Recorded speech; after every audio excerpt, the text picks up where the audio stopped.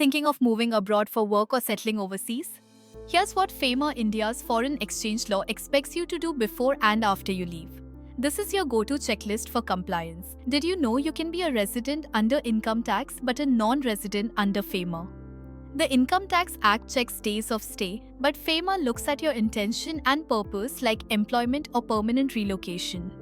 You become a person resident outside India the moment you leave India for employment, business, or an indefinite stay, even if you spent more than 182 days in India earlier. Your savings account. That needs to change. Once you're a PROI, you must convert your resident account to an NRO account. If you earn abroad, you can also open an NRE or FCNR account. Delaying this could invite penalties. Here's a quick overview. NRO Indian rupees repatriable up to rupee 1 crore a year. Taxable NRE tax-free and fully repatriable. FCNR held in foreign currency, also tax-free and fully repatriable. Don't forget your investments, update your KYC and FATQ-CRS declarations. Redesignate mutual funds, insurance policies and DMAT accounts. Inform your brokers and asset managers.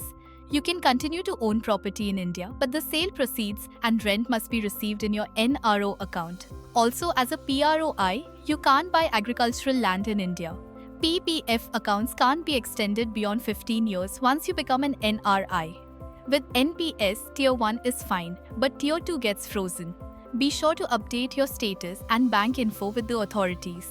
To send funds abroad from your NRO account, you'll need Form 15CA and 15CB. You can repatriate up to USD 1 million per year, but non-compliance can cost you up to 3 times the amount involved, plus rupees 5,000 per day of delay. Quick recap, check your FAMA status, convert your accounts, inform brokers, banks and fund houses, separate Indian and foreign income, maintain clear records. FAMA compliance isn't optional. Reassess your status, update your accounts, and notify institutions. Stay informed, stay compliant.